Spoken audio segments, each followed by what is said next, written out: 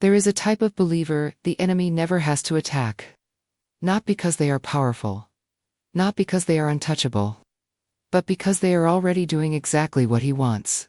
And the terrifying part is not how exposed they are. It is how certain they are that they are covered. I know this because I used to be on the other side of that equation. Before I gave my life to Christ, I spent years inside a world most people only hear about in horror movies. And what I learned in that world did not leave me when I left it. It sharpened me. It showed me things about spiritual warfare that I rarely hear taught inside a church. And one of those things, the one I am about to share with you today, is the reason so many sincere Bible reading, church-going believers keep hitting the same invisible wall over and over again, and cannot figure out why. You have prayed. You have fasted. You have shown up. And something still feels blocked. Something still feels like it is leaking. Like no matter how much you pour in spiritually, something keeps draining out the bottom. I need you to stay with me, because what I am going to explain today is not a theory. It is not a sermon I pulled from a commentary. It is something I watched work in real time, from the wrong side of the battle. And when you understand it, you are going to start seeing things that were always in front of you, things you did not have the spiritual vocabulary to name before today. But I need to say something first, and I need you to hear it clearly. What I am about to share is going to make some people uncomfortable. Not because it is extreme, but because it is close. It's going to feel like I am describing your life. It is going to feel specific, in a way that makes you wonder how I could possibly know. And I want you to resist the temptation to dismiss it the moment it starts feeling personal. Because that discomfort is not a reason to pull back. That discomfort is the whole point. Stay with me. Because the question I am really asking today is this: how can someone be in church every Sunday, filling journals with prayers, serving in ministry, quoting scripture, and still be completely spiritually confused without realizing it? The answer changes everything. My life during those years looked completely ordinary. And that is not something I say to be dramatic. I mean it literally. I woke up in the morning, made coffee, drove to work, laughed with coworkers, watched television at night. I had a normal apartment in a normal neighborhood. I wore normal clothes. I was not someone who looked dangerous. I was not someone who looked like anything, really. And that was entirely intentional. Because here is what most people get wrong about that world. They imagine it looks like something. They imagine there are obvious signs, obvious symbols, obvious darkness that announces itself. And sometimes there is. But the deeper you go, the less visible it becomes. The more sophisticated the practice, the more ordinary the life around it looks. That is not an accident. That is a feature. I was living in a city in the Pacific Northwest at the time, part of a community that most people in that city would have described as quiet, unremarkable, maybe a little eccentric. Nobody looked twice at us. And while that normalcy surrounded everything on the outside, what was happening spiritually was something most people would not believe if I told them in a single sentence. So, I am going to show you instead. There was a period, probably about 2 years into that chapter of my life, where I started paying close attention to a specific group of people. Not people who were far from God. Not people who were living recklessly or openly in rebellion. I am talking about the opposite. I am talking about the ones who were in church 3 times a week. The ones who led prayer groups and organized outreach, and knew their Bible well enough to correct other people. The devoted ones. The ones who looked, from every external angle, like they had it together, spiritually. And what I noticed about them was not what you might expect. It was not that they were weak. It was that there was something leaking. Something that could not be accounted for by looking at their schedule, or their habits, or their intentions. They were sincere. I could see that clearly. Their devotion was not performance, but there was a gap between what they believed about their spiritual position and what was actually happening in the spiritual dimension around their lives. They thought they were covered. That was the word that kept surfacing when I observed them. Covered. Protected. Shielded. And they believed it with complete confidence. Because they were in the building. Because they were doing the things.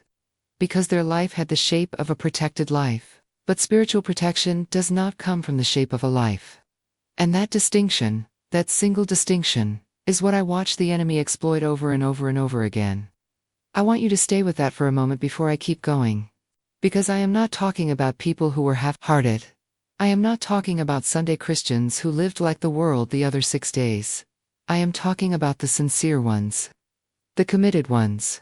And they were the most consistently targeted, not in spite of their devotion, but in some cases, because of it. There is a reason for that. And I am going to explain it. But first I need to show you something about how the confusion actually gets inside.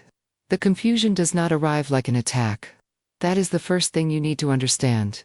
When most people think about spiritual attack, they picture something forceful. Something that feels like opposition. Something that pushes against them in a way that is recognizable as a threat. And sometimes it does come that way.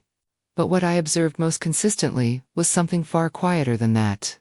Far more patient. And far more effective because of it. It came in through certainty. Not doubt. Certainty. The unexamined kind. The kind that does not ask questions, because it has already decided it knows the answers. And I watched it work the same way in person after person after person. Something that shifted them, changed them, gave them a foundation. And then, slowly, that foundation would get replaced by the structure they built on top of it. The routines. The habits. The language. The identity of being a believer. And at some point, the structure became the thing they were trusting instead of what the structure was supposed to be pointing toward. I am going to say that again, because it is important. At some point, the religious structure became the source of confidence, instead of the living relationship it was supposed to reflect. And when that shift happens, something opens. Not dramatically. Not with any kind of announcement. But something opens. I used to describe it to people in that world as a frequency problem. That is not a biblical term, I know that. But it is the most accurate way I knew how to describe what I was seeing. Attending all the right services, and still be operating on a frequency that was not producing the spiritual coverage they believed they had. Because they had learned the language of authority without understanding where the authority actually came from. They had the words but not the weight behind the words. And that gap, that space between what they were saying and what they were actually standing on, was exactly where the confusion entered.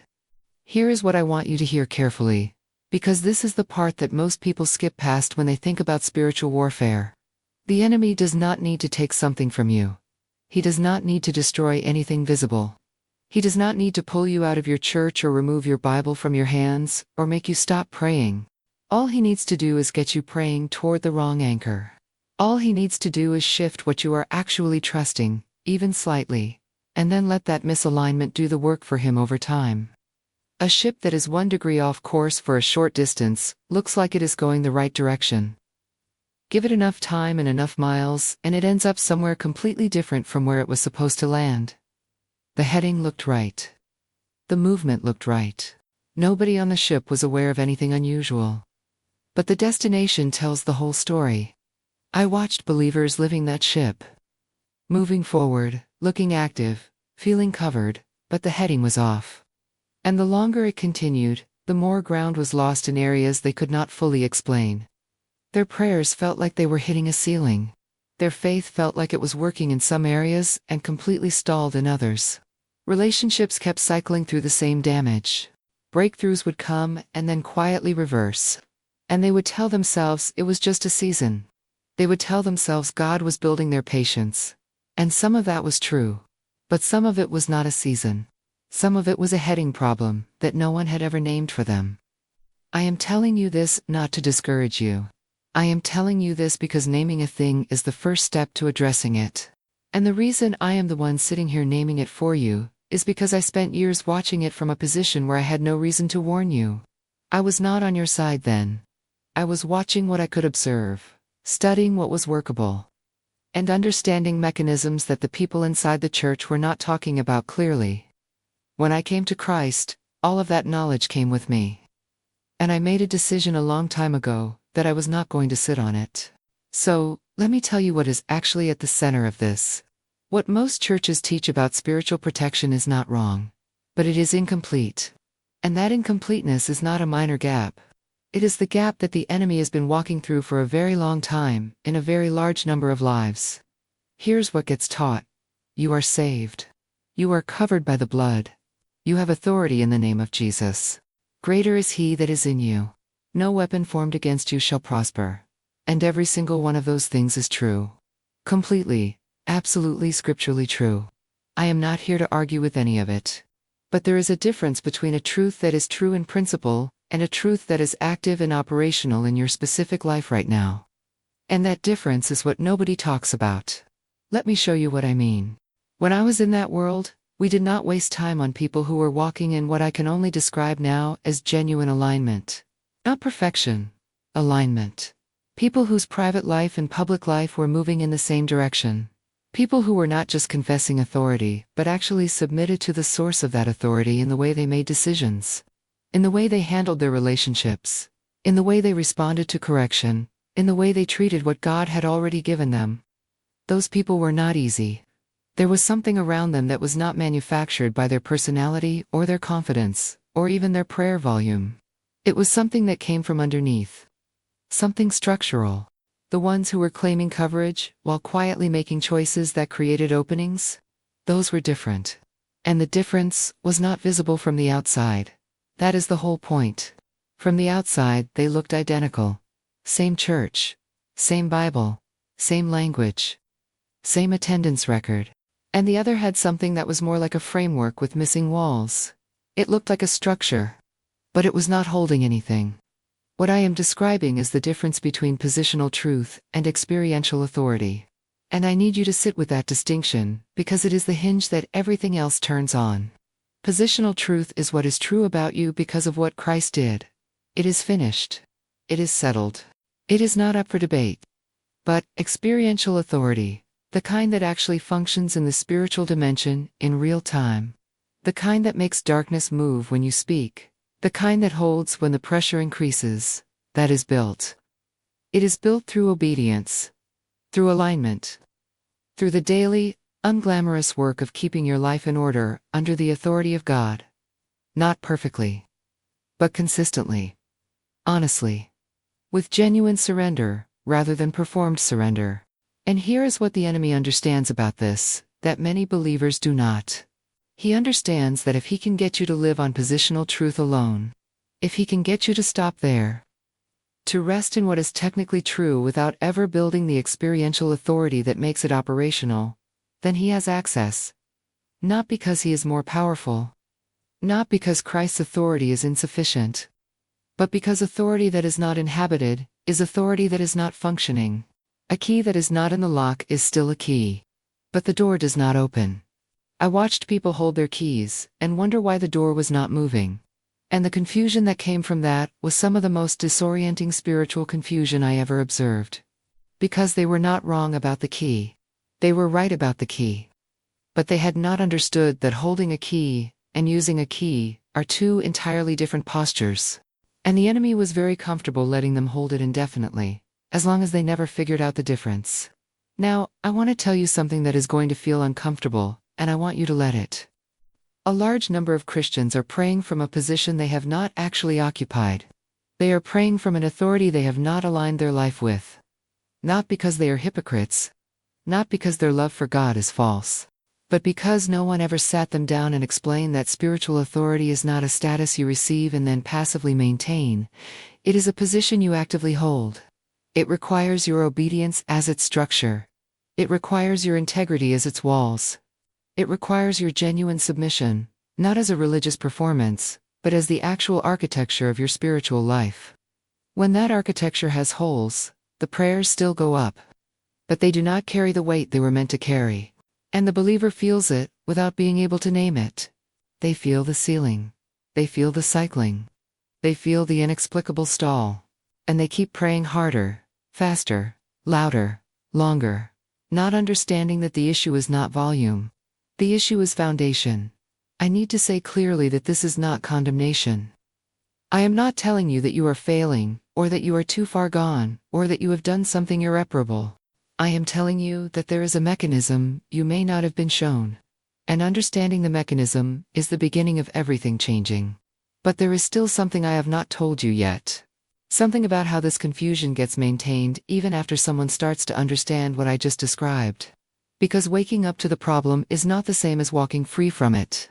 And the enemy knows the moment you start waking up. And what he does next is something I watched with my own eyes. And it is more specific than most people realize. The moment you start waking up spiritually is one of the most dangerous moments in your walk. Not because God withdraws. He does not. But because the enemy shifts strategy, the instant he realizes the old one is no longer working. And if you do not understand what that shift looks like, you will interpret it as progress when it is actually a repositioning. Let me explain what I mean. When I was still in that world, one of the things that was discussed, not casually, but seriously, was what to do when a target started gaining clarity. When someone who had been spiritually confused began to wake up. When they started asking better questions. When they started examining their life with more honesty. When they started closing doors that had been open. And the answer was never to attack harder. That would be too obvious. That would accelerate the awakening, rather than slow it down. The answer was always to redirect. To take the new awareness and aim it somewhere that looked like progress, but was actually another form of the same problem. I want you to hear that carefully. Because what I am about to describe is something I have watched happen to genuinely sincere people. People who had a real breakthrough. People who finally understood something true about their spiritual life. And then quietly lost the ground they had gained without understanding how or why. The first redirection is what I can only call spiritual overactivity. The person wakes up. They realize there has been a gap between what they were confessing and how they were actually living. They feel the weight of that. They feel the urgency of it. And so they go hard. They pray for hours. They fast frequently. They consume every piece of spiritual content they can find. They start seeing spiritual warfare everywhere. Every headache is an attack. Every difficult relationship is a demonic assignment. Every setback is the enemy pushing back against their breakthrough. And they become so consumed with identifying the warfare that they stop doing the thing that actually builds the authority they need. Because spiritual authority is not built in the war room alone. It is built in the ordinary. It is built in the quiet obedience that nobody sees. It is built in the conversation you handle with integrity, when it would have been easier to lie. It is built in the forgiveness you extend when everything in you wants to hold the offense. It is built in the private moments where no one is watching and you choose alignment anyway. That is where the walls go up. That is where the structure becomes solid. And if the enemy can keep you so fixated on the warfare that you neglect the building, he has achieved almost the same result as keeping you asleep. A person who is awake, but spinning, is almost as manageable as a person who never woke up. The second redirection is more subtle, and in many ways more dangerous. It is the counterfeit piece. After a period of intense spiritual activity, something in the person settles. The urgency fades a little. They feel like they have broken through. They feel like the work is done. The doors are closed. The authority is established, and now they can rest. And rest itself is not the problem. God designed rest. Sabbath is a command, not a suggestion. But there is a difference between the rest that comes from genuine alignment and the rest that comes from spiritual fatigue mistaken for peace. One of them is sustainable. One of them is a slow drift back toward the same exposure that created the problem in the first place. I watched people work their way back to full vulnerability in less than 6 months after a genuine breakthrough. Not because they went back to obvious sin. Not because they abandoned their faith. But because they stopped maintaining the alignment that made the breakthrough possible. They stopped examining. They stopped being honest with themselves about the small compromises that were accumulating.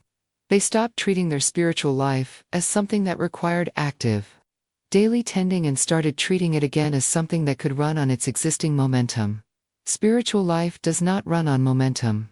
That is one of the most important things I can tell you. It runs on current obedience. It runs on present alignment. What you built last year holds today only to the degree that you are maintaining the conditions that built it. And the moment you stop maintaining, the structure does not collapse all at once. It softens. Slowly. In places you cannot immediately see. And by the time it is visible, there are losses that have already accumulated. The third redirection is the one I find most heartbreaking to talk about. Because it targets people who are genuinely hungry for truth. It comes through distraction by teaching. The person is woken up. They understand the gap. They are looking for answers. And they find content. They find teachers. They find communities of people asking the same questions. And they start consuming, and the consuming starts to replace the applying. They know more and more about spiritual authority. They can explain the mechanisms. They can teach others the principles. But their own life has quietly become a classroom instead of a battlefield. The knowledge is real. The insight is genuine. But it is sitting in the mind rather than being walked out in the bones. And knowledge that is not lived is not protection. It is just information. I say this gently but directly because I have made this mistake myself in the early years of my walk after leaving that world. I understood things that most people around me did not understand. And for a while, that understanding felt like covering. It felt like standing on something solid. Understanding and standing are not the same thing. And the day I realized that was the day my walk actually changed. There's something I have not addressed yet that ties all of this together. Something about the specific way spiritual authority gets reestablished once it has been compromised. Not through a dramatic prayer event. Not through a single powerful moment of surrender. But through something quieter, and more consistent, and more sustainable than anything I ever heard described in a church service. And that is what I want to leave you with before I close.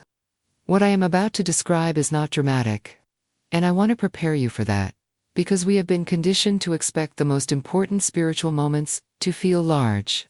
To feel like something is happening visibly, audibly, powerfully. And sometimes they do. But the reestablishment of genuine spiritual authority, the kind that holds, the kind that does not erode when the pressure increases, almost never begins with something dramatic. It begins with something honest. It begins with a conversation between you and God that is not performed for anyone. Not shaped for an audience, not filtered through what you think you are supposed to say, not structured around the language you have learned in church. Just honest. Specifically honest. The kind of honest where you stop describing your life in the best possible light, and start describing it as it actually is.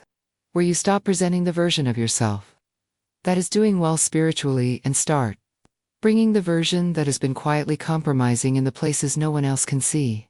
That honesty is not weakness. I know it feels like exposure.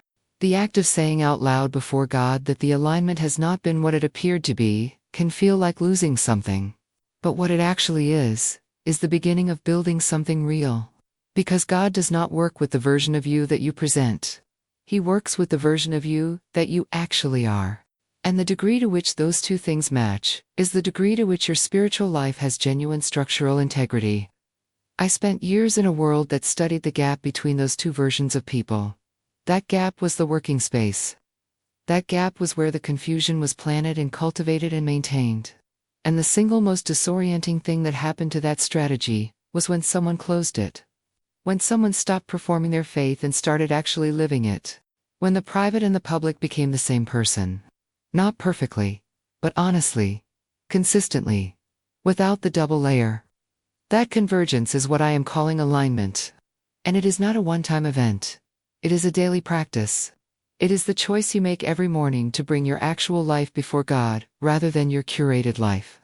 It is the willingness to be corrected, not just in the big visible things, but in the small quiet things that only you and God know about. It is the commitment to obedience, not as the performance of devotion, but as the literal structure that your authority stands on. Okay. When that is in place, something changes. Not always immediately. Not always dramatically. But something stabilizes. Something that used to feel like it was always slightly off, starts to feel grounded. The prayers stop feeling like they are bouncing off a surface, and start feeling like they are landing somewhere. Not because you became more spiritually impressive, but because you became more spiritually honest. And honesty before God is one of the most powerful postures a believer can occupy. Because it removes the gap. And without the gap, there is far less for confusion to work with. I also want to say something about the people around you. Because spiritual authority does not exist in isolation. The relationships you maintain, the voices you allow to speak into your life regularly, the communities you inhabit spiritually, these things are not neutral. They either reinforce alignment, or they quietly erode it. And one of the most important and least discussed aspects of maintaining genuine spiritual covering is the willingness to be honest about which relationships in your life are pulling you toward integrity, and which ones are making it easier to compromise. Not with hatred toward anyone, not with a judgment about their worth as a person, but with a clarity about what your spiritual life actually requires. You were not called to carry every relationship at the expense of your own alignment. That is not love. That is not faithfulness. That is a form of spiritual self-neglect that the enemy is very comfortable encouraging. Because a believer who is consistently drained by the wrong relational environment is a believer who is always rebuilding instead of advancing. I want to speak directly to someone who has been in this cycle for a long time. Someone who has prayed about the same areas of their life for years. Someone who has had moments of genuine breakthrough that somehow never fully held. Someone who loves God sincerely but privately wonders why the ceiling keeps appearing. I want to say this to you as clearly as I know how. You are not the problem in the way you think you are. You have not been abandoned. You have not been overlooked. You have not been given a harder version of this walk than everyone else. What you have been is underinformed about a specific mechanism that has been working against you. And now you know it exists. And knowing it exists changes what you can do about it. The work ahead of you is not more performance. It is more honesty. It is more alignment. It is the quiet, daily, unglamorous practice of bringing your actual life into actual agreement with the God who actually has authority over everything that concerns you. That is not a formula. It is a relationship. And relationships require presence, not just profession. You were never called to live under constant attack.